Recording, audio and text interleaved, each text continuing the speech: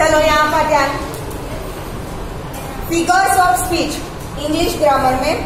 अब figures of speech क्या होता है, जैसे आप गुजराती में पढ़ते हो ना छंद समास अलंकार, ठीक है, वैसे ही इंग्लिश में क्या होता है, फिगर्स ऑफ स्पीच।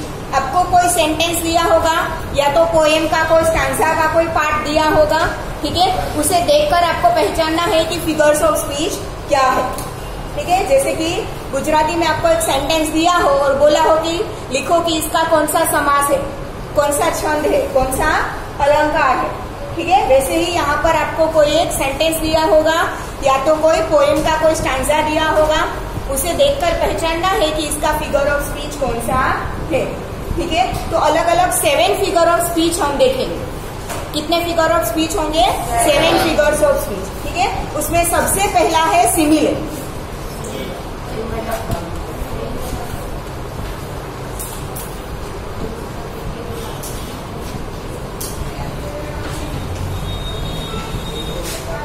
पहले जो मैं लिखवा रही हूँ वो लिख लो, बाद में मैं पूरा समझा दूंगी, ठीक है।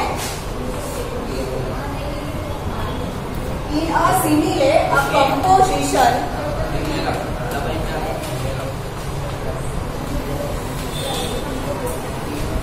Made between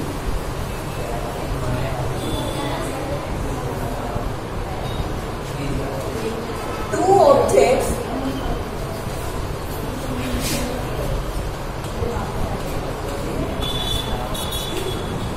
of different kinds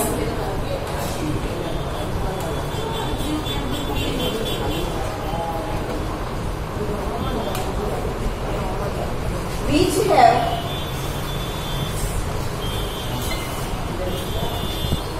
however at least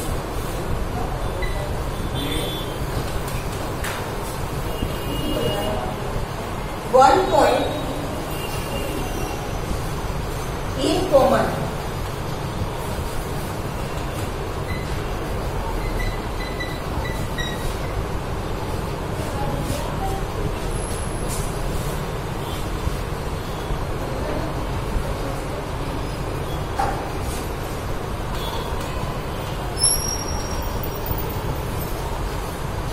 The simile is usually introduced by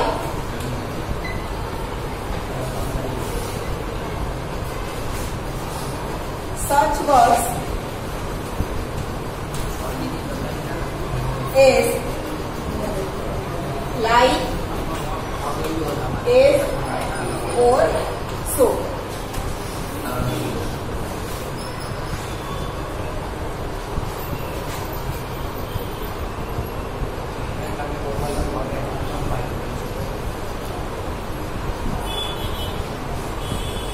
Example,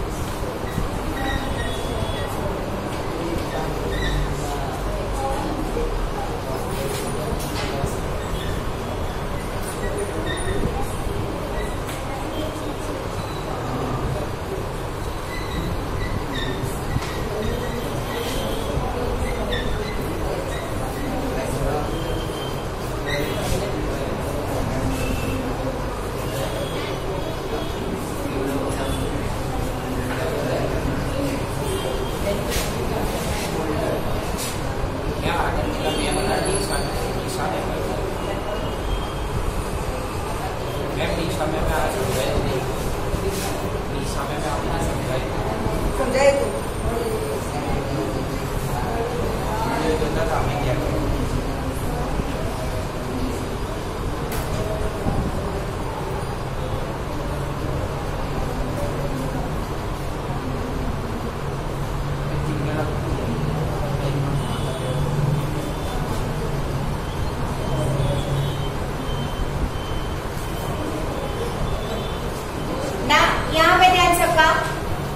In a similar composition is made between two objects of different kinds. ठीक है, composition made मतलब एक ही सेंटेंस में दो अलग अलग चीजों के बारे में लिखा होगा जो एक दूसरे से कभी भी मिलती ना हो. ठीक है, दो बहुत ही अलग चीजों के बारे में एक ही सेंटेंस में बोला गया होगा which have however at least one point in common. ठीक है, दोनों में कोई एक पॉइंट कॉमन होगा. वैसे दोनों एक दूसरे से बहुत अलग अलग होगी पर दोनों में कोई एक पॉइंट कॉमन होगा. ठीक है, the simile is usually introduced by such words as like, as और सो. सेंटेंसेस में ये वर्ड्स होंगे लाइक, एज या तो सो.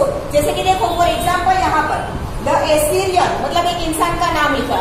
ठीक है, came down like a wolf on the fold. अब आपने देखा होगा कि जब वुल्फ अपना शिकार करने जाता है ना तब एकदम लपक के जाता है. शिकार को बाजू में पता भी नहीं चलेगा कि कब वुल्फ वहां तक आ पहुंचा.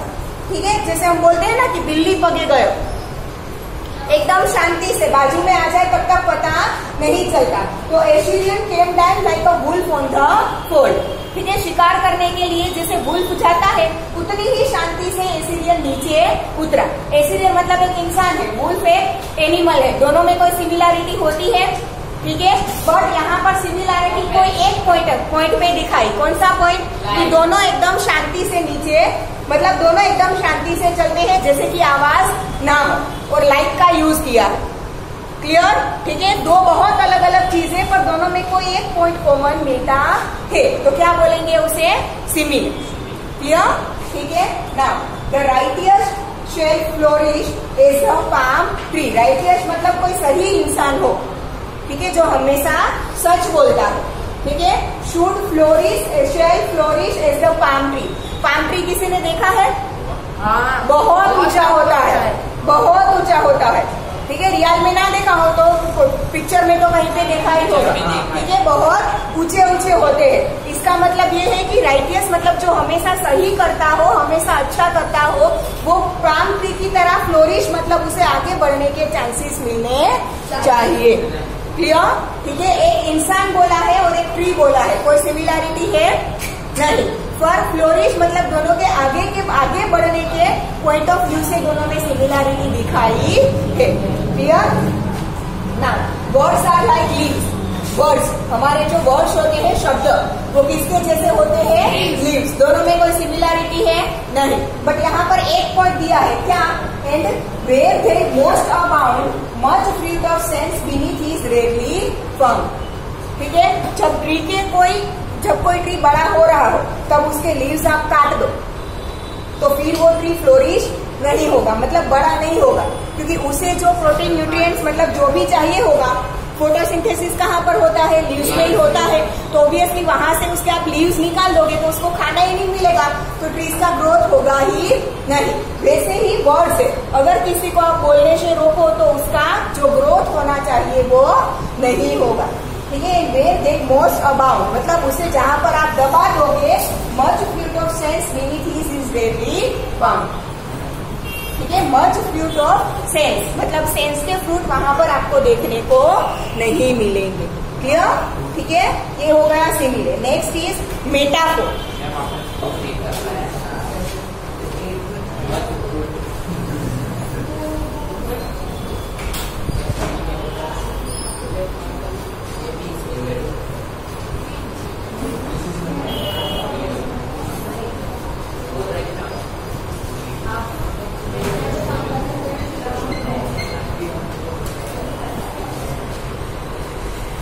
मेटाफोर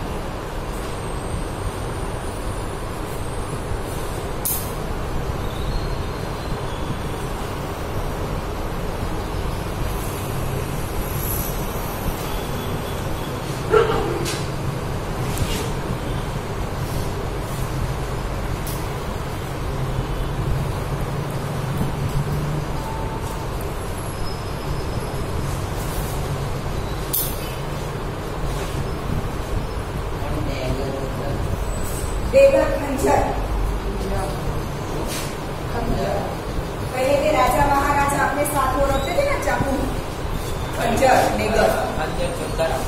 चलो यहाँ पे जाए। A metaphor is an implied simile. Implied simile मतलब कि सिमिली के जैसा ही है, यहाँ पे भी दो चीजों के बीच में सिमिलैरिटी दिखाई होगी, और यहाँ पर भी दो चीजों के बीच में सिमिलैरिटी दिखाई होगी वो एक दूसरे से एकदम डिफरेंट होगी, ठीक है। पर फिर भी यहाँ पर दोनों के बीच में सिमिलैरिटी दी होगी, दोनों चीज के बारे में एक ही सेंटेंस में कुछ ना कुछ बोला गया होगा, ठीक है। Now it does not like the simile, simile के जैसा ही नहीं होगा, मतलब लाइक एज यार शो वर्ड्स उसमें नहीं होंगे।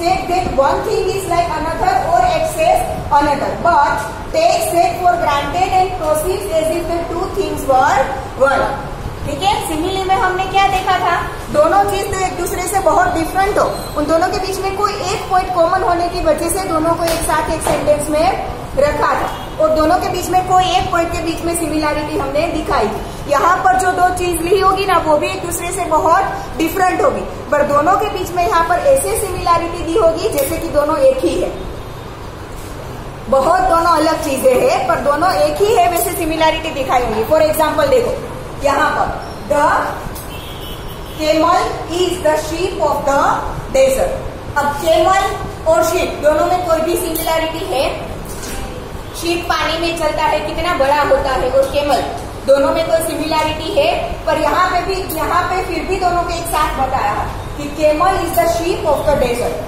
केमल है वो डेजर्ट का एक क्या है, शीप। मतलब यहाँ पे बोलने का मतलब ये है कि कितना भी लंबा रन हो पानी में, ठीक है, शीप है वो आपको पार करवा सकता है।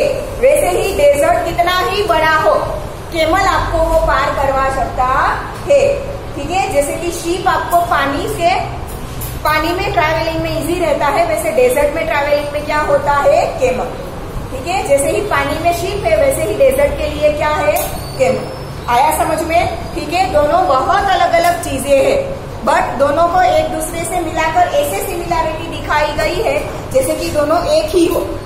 केमल और शीप को यहाँ पर एक जैसा दिखाया है, क्लियर। दूसरा, life is a dream.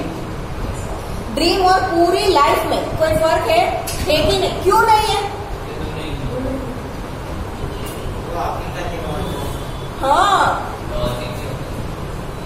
Life है वो आप एक्चुअल में जी रहे हो, और ड्रीम है वो सच हो भी सकता है नहीं भी हो सकता, और ड्रीम होता है थोड़े से टाइम का। लाइफ तो आपकी कितनी बड़ी होती है, दोनों कभी भी एक जैसा है नहीं, फिर भी यहाँ पर दोनों को एक जैसा दिखाया कि लाइफ इज अ ड्रीम। पूरी लाइफ है वो एक ड्रीम के जैसा ही है, ठीक है। मतलब कि लाइफ इज अनएक्सपेक्टेड, है ना।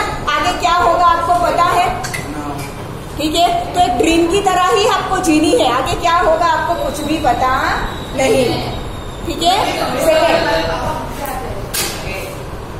तो news was a dagger to his heart. किसी के बारे में कोई ऐसी न्यूज छपी हो कि जो लोगों को पता नहीं चलनी चाहिए, ठीक है। या तो कोई ऐसे बैड न्यूज अचानक से किसी को मिले तो क्या होगा, जो एक्सपेक्ट ही ना किया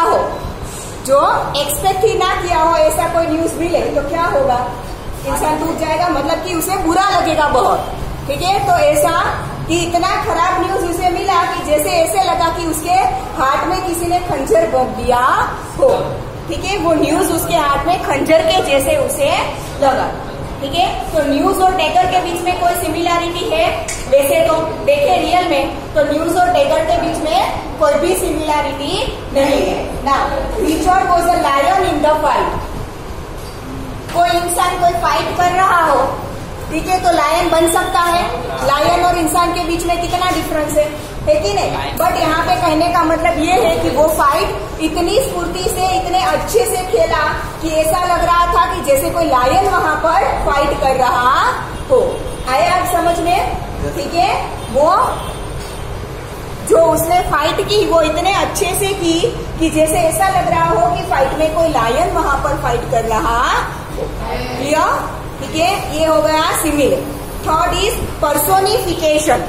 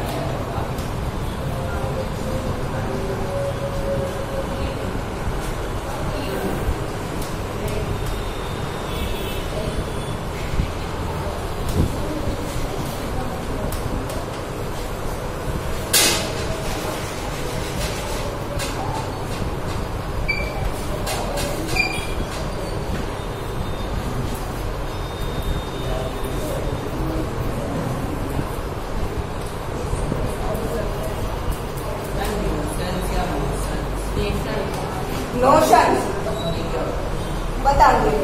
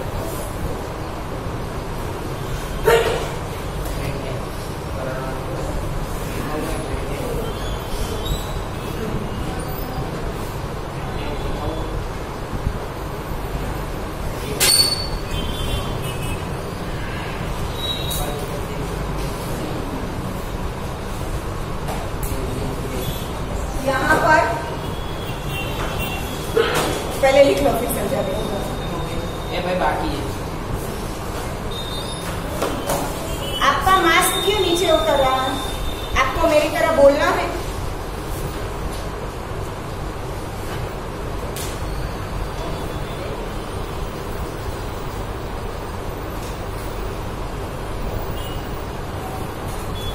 देखो, in personification inanimate object, inanimate object मतलब एनिमेशन पता है ना सबको, ठीक है, जिसमें लाइफ नहीं होती, ठीक है, वैसी चीज है। एंड अब्स्ट्रैक्ट नोशंस, नोशंस मतलब कल्पना, आपकी सोच।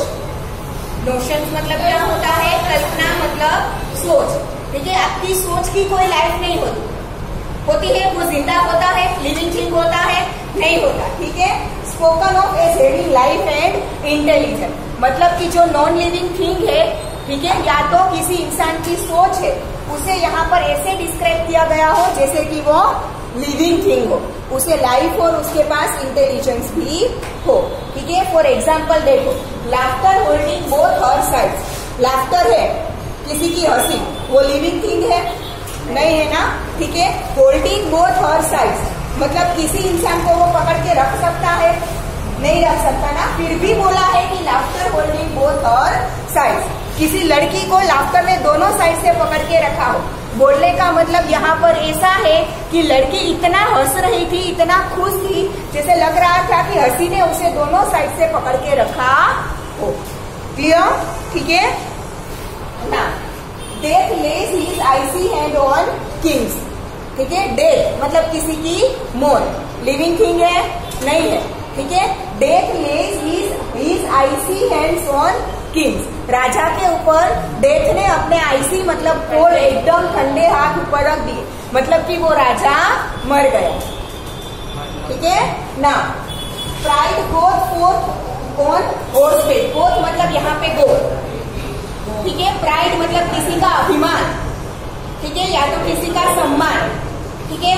कोई अगर छोटी सी गलती करे तो क्या होगा, लोग उसके बारे में बुरा ही बोलने लगेंगे। तो pride goes fourth on horseback, ठीक है, इतनी जल्दी से जाता है कि जैसे घोड़े के पीछे बैठकर घोड़ा दौड़ के चला जाता है, वैसे ही जल्दी से चला जाता है ग्रैंड एंड के बराबर, એટલે इतनी जल्दी से चला जाता है।